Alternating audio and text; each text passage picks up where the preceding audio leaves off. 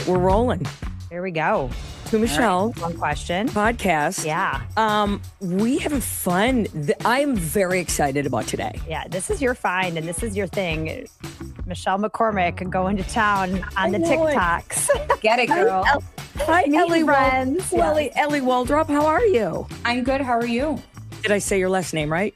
Waldrop, yeah. Yeah. Only because I read it on the thing. I only know you as, here's how she does every video. What up, Elli from Square Vintage? What up? Vintage. And I'm like, oh, this is one of us. She's one of us. I know. I'm so glad you joined the podcast today. She is a business owner. I found her on TikTok scrolling. Can't believe that. Me neither. Me neither. That's sarcasm for her because she knows I do dead scroll TikTok a lot. Okay. But I have been doing TikTok though for a long, like before even the kids, like for 8 years. The fact that you have nailed TikTok and Boom. But she sells vintage pieces and I have purchased, I'm wearing some of her pieces today. Yes, you are. And I just stopped. She just was mesmerizing and just her reel. She's not like, get ready with me. She's not like an influencer. She's just a girl slinging some good stuff. Slinging some goods. Slinging some shit. She's a girl slinging some good shit. That's what she's doing. And bringing the good vibes while you're doing it. Yeah. And I appreciate it. Yeah. She does a couple things. She does a sale of the day where she sells everything off her body, whether it fits or not. She'll get a big tight belt if she's got some baggy jeans and she sells it off her body. And she also does an informational video of the day, which is like about something about whatever you're feeling or whatever you need to hear that day. Okay. And I always need to hear about clothes. So welcome. Thank you so much. Thanks for having me. This is an amazing opportunity. I'm so mind blown. Number one, that you found me on TikTok. And my catchphrase, what up, it's Elli with Square Vintage Company. I just was thinking, like, if I was scrolling, what would make me stop? And when people like say their name and like with my friends, I'm like, what up? And I was just like, that's it. That's the catchphrase. What up? Right. Perfect. What up? Caught you. Yeah. Like you had her at Vintage though. Yeah. Yeah. And Chicago, that you're right. Yes, you're in the Chicago area. Chicago and you're. Yeah. But Elli, this is new to you? Like when you were talking one day and you go, I've been sourcing vintage for how many years? Oh my gosh, 2 years. I never was into vintage ever. I wasn't into it. My husband used to go to estate sales and stuff. I'd be like, stop bringing that garbage home. And then I started going to these vintage events and all these different things. And I was like, oh my God, I love this. And I love fashion and I love modern and luxury. So my whole brand is modern, luxury, and vintage. Yeah. Love. And this is only 2 years. When she said that, I was floored because her eye is keen. Yeah. Oh my God. Thank you. I mean, because there is a skill to this job. But this isn't, obviously you've only been doing it 2 years. This is your second career. Yeah. That leads us to our question. Our question is, what inspired, would you get out of one? What would inspire a second career at, I don't want to say this far in the game. She's about our age. Well, your age. About my age. Yeah. Like what inspired I'm 49. Yeah. My age. Exactly. Okay, guys. Yes. Okay. And the cusp of 50. June. Yep. Okay. October. Oh, that's coming up. Man. Oh, thank you for reminding me. Girls. It's okay. It's okay. 50 I'm in here Chicago. 50 in Chicago. It's all good. I'm here for 40 with Elli. We're coming. So what inspired the pivot? What inspired the change? Like why? You know, it's interesting. I was a social worker for 13 years, foster care caseworker on the south side and west side of Chicago, DCFS private agency called Lifelink. And I was a caseworker. So I went to court and testified for families and did all these things. I did that forever. And then I was a mental health professional at residential mental health facilities for people with schizophrenia and bipolar disorder. And I was a therapist and I love working with people and I am calm in chaos. I love taking that stigma away from anybody who has mental struggles. So I really love fashion and I wanted to still work with people. So one day I was like, you know what? I'm just going to start like thrifting. And listen, my husband, we both could have easily taken this money and I could have been like, buy me a store or do this.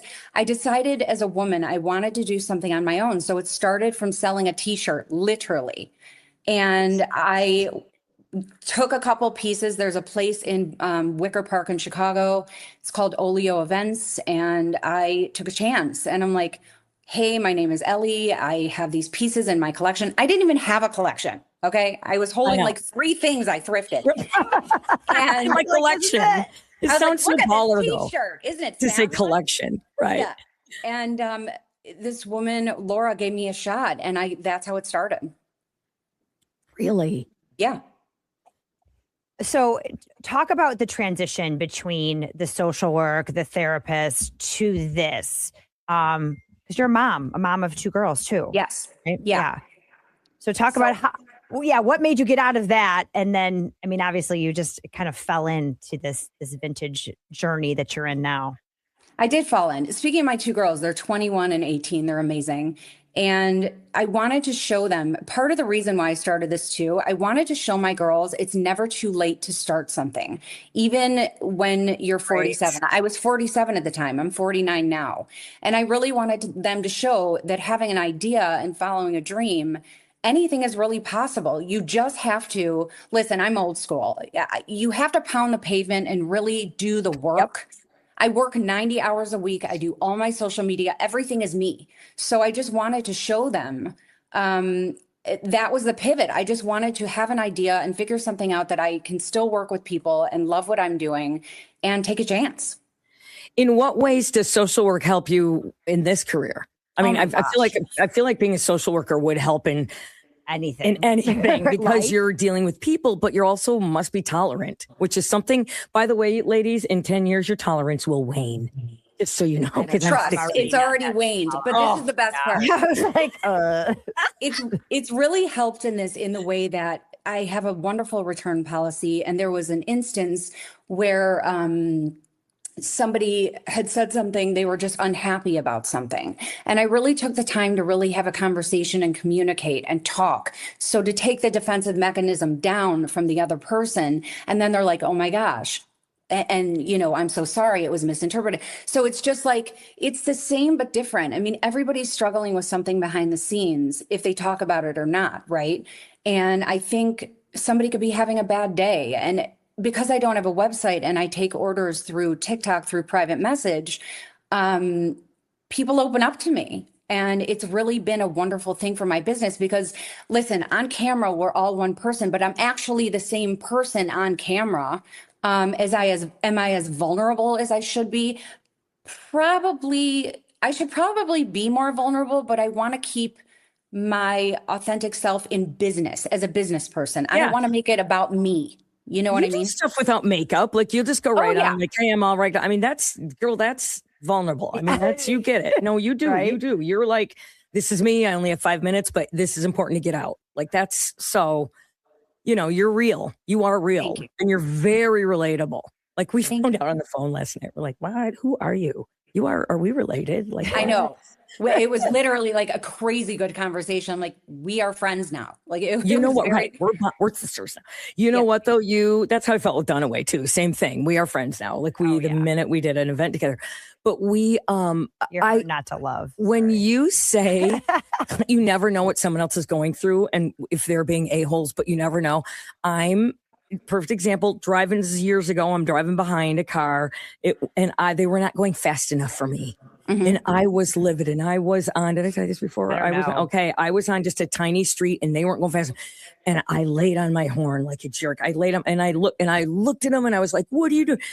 This little old man, this was near the hospital, driving his wife with a broken arm gingerly. And you know what? That was smack right in my face. What a jerk. You never know what someone else's plight is. What are you doing, you jackass? You know, like what? And you don't know what someone else is going through. Give it time. Talk it out. Now, if you talk it out and they're still jerked, it's a different story. But I looked and I went, how dare me? Like you don't know. And it made me shift, worry what someone else is thinking.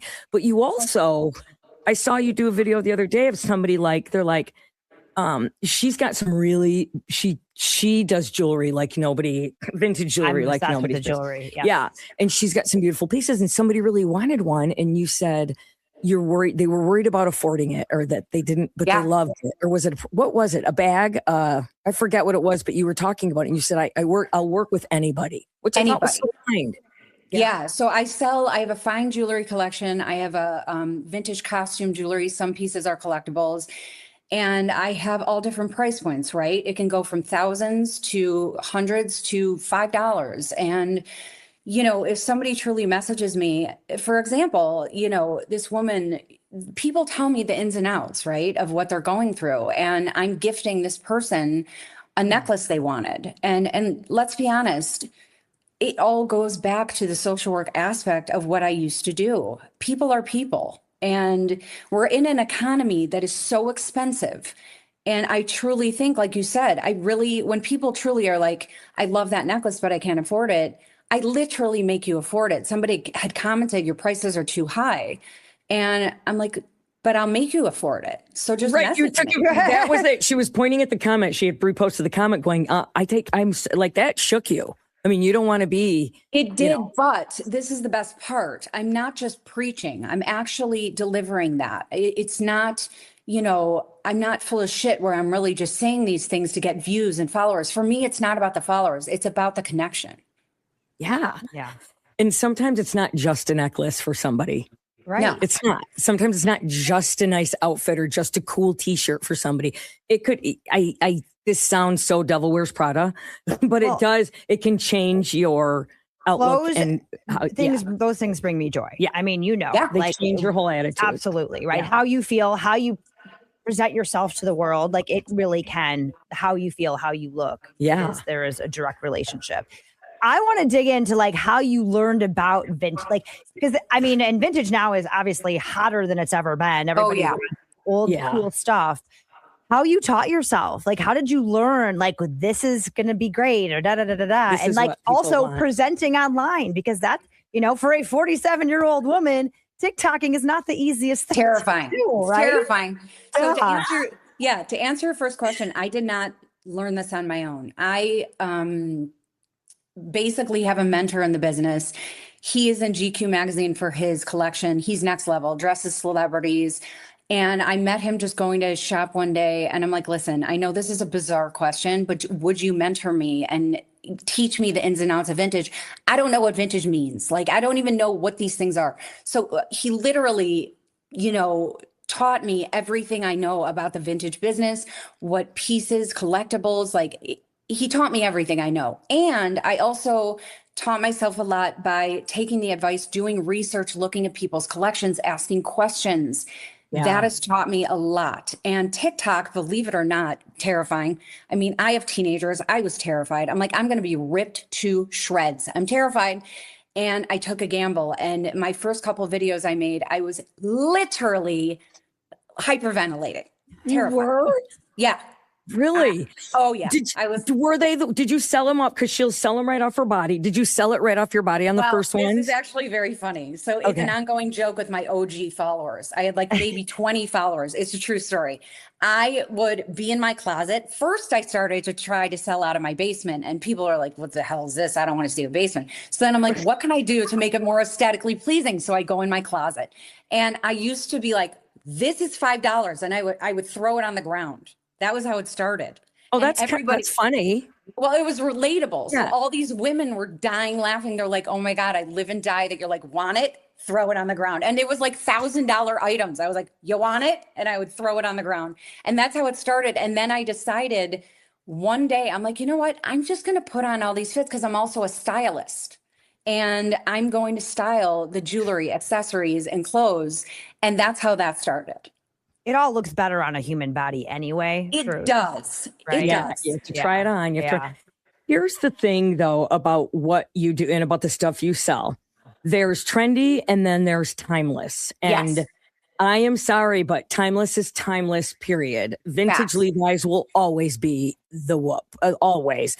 100%. A cool, that fit, that tee that you're wearing today, that vintage t-shirt that you have will always be cool. Always. That will never go out.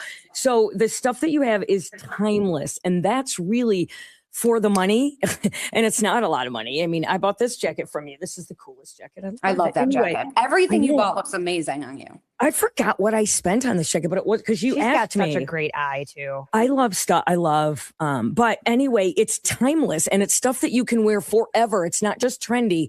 Yeah, trendy's cool, but right now the trends are actually throwback. I mean, timeless. I mean, the trends right now are vintage jeans, but to me, that's always about the sustainability aspect of it alone. Like what fashion does to our earth as a whole is a little gross, right? And so being able to take something old and make it new and make it cool, yay, right? On all levels. Yeah.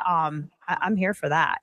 And so I want to hear like what's next? What as far as vintage, like what are people really looking for? We did kind of talk about this. We had a estate sale people on, and we talked. I really. This is so fascinating. So vintage Levi's on the subject of that. For me, I do all of these informational videos about men's jeans for women, and not focus on the sizing, and really talking about the game change of how long celebrities, believe it or not, have been wearing men's Levi's and looking like $1 million. Yes. To me, the men's Levi's for women are a game change because it not only makes you feel good about yourself, it makes the outfit leveled up in a way you wouldn't even imagine, but it's all in the styling. I think vintage t-shirts, they've always been a thing, right? But I think it's all in the put together. I do believe it's not just the true vintage. I do believe it's mixing the modern luxury and vintage. Everybody is so stuck on this status thing and luxury. And for me, it's about putting together these pieces that nobody could get their hands on and them actually having a chance. Example, I sold a Jenny Kane sweater. That's like a major quiet luxury brand for like, no joke, it was maybe $80 something. I don't remember, but it was like really cheap for Jenny. How did I miss that? I saw it. It was you sent me that video. Oh, I sent you the one of the tan. Yeah, and it was small, but you could. It was baggy. Yeah. Really, that's why it was a small. Because it was. But small. You could have worn it. It was totally fit you. 100%. So I think the next big thing and what has been happening in the space of fashion is mixing the modern luxury and vintage and the attainable pricing because everything is so expensive. So it's like, I don't gatekeep where you can find these things. I give people, I always say this, if you want to shop with me, that's awesome. If you want to find it yourself, that's amazing. But I take out the time, I source so many days a week and it's hard to find these things. You do have stuff that I have not seen. I was going to say, and she's in Chicago too. So there's just a lot more to choose from there. Since she's been selling watch chains. Oh, yeah. I feel like I'm not saying you started the trend, but I'm saying you might've started the trend. Let me tell you why. You've been selling them for a minute and now they are everywhere. Women are wearing them as necklaces. Because when we were kids and when I was little, I got a charm for each event, a charm bracelet. My mom got like my Sweet 16. I was Catholic, so I had communion and, all the stupid little charm. But I still have my charm bracelet. Charms were big when I was little. I still have. I know. Christmas, I'd get a charm. My mom for every event, she'd get us a charm. Like I don't know if they're sterling, so silver charm. But those are back. I mean, it's back. They are. And you are in Charmland. And I never wore jewelry, but you made me want to. You made it cool for me. I don't know why. It's a look. Like sometimes I'll take a screenshot of somebody wearing a big baggy men's. I have a men's suit that I wear all the time. Like men's clothes. Men's clothes for women. I live and die for it. I wear men's clothes all the time. Ties are back. My grandpa, I got all his bolo ties. That's the only thing I asked for. I've got several really, really cool bolo. This is actually my grandma's necklace too. Really? Love it. So cool. Fabulous. Great grandma. This is my great grandma's my great grandma, the one who from Italy. And you said something the other day. I need to tell you. There's a little hand for a hook holding this. Yeah. And on this, and you said you had a little hand hook the other day. And I'm like, I have a hand hook. It's from my great grandma. My great grandmother it came over in the 1918 from Italy. And her father married her off. She was 15, married her off to some 40-year-old man because Italian men were swines at the time. Anyway, this is her. I'm just saying. The backstory made it even more special. Thank you. That is actually very true. Right? And the other, the story, the names, the other thing is what you said about size. my weight has fluctuated my whole life. Have been over 200 pounds. I have been under 130 pounds. My weight has fluctuated. It's just a thing with me. I'm the youngest of 5. You jumped at food. That was a thing. Okay. Yeah. I jumped at food. My mom did what she could. She threw the pizza down at the end of the table. I was there. So, so my weight has fluctuated. Point being, when you said let size go, I used to 30. I'm not buying 30 jeans. Especially with vintage, because the sizes are so small. Now they're like, it's size, like what was a size 4 is now a size 10. I will buy like a 30, 31, 32 because I want baggy. Like, I don't care about numbers anymore. Right. No, honestly, our whole generation, as all of us know, we're from the Kate Moss era and like all of these, and it's back now, this Kate Moss situation. But my point is, I'm in a 30 in men's jeans. I don't care. It's all about the fit. And I'm trying to really have that body positivity. I never talk about bodies, weight, my body. That's not a thing. I want everybody to embrace their bodies and feel good. So my clientele is age 14 to 80s, and it's men and women. Some are men. Kids want stuff from her guys, boys, like 20 something. You tell me that? Yeah, men. Yeah. Yeah. So it's all the gamut. So I put men's clothes on full time, and women are buying men's clothes without even realizing it. It's actually really funny because it looks fantastic. It looks cool. Why guys' jeans look so good on girls, I don't know, but amazing. I used to wear guys' jeans all the damn time. Yeah. Oh, your jeans, amazing. Ellie, the jeans you wear, they fit perfect. Great all the time. I know your wears belt. I love your belt you have on today. Can you show us your belt. It's funny because when I'm sourcing, it's an occupational hazard. I'm like, and I'm keeping it. And in the videos of the daily sales, I'm like, sorry, I'm keeping it. Sorry. She'll go, if nobody buys it, I'm keeping it. And then she'll go, you know what? No, it's not for sale. Like, you'll think about it for a minute, or somebody will buy it and you'll go, it's going to keep it. But before we go, look how quick this went. It was 21 minutes already. Unpack a lot more. But Ellie, right now there's a season, and I want you to talk really quickly about swap meet season because it's in Michigan too. I travel north. There's always some to stop at. I mean, Woolrich men's hunting clothes to me. They're amazing. Army clothes. I love them, and I get them from up north all the time. Up north for sure. Yeah. So what phenomenal. Right now?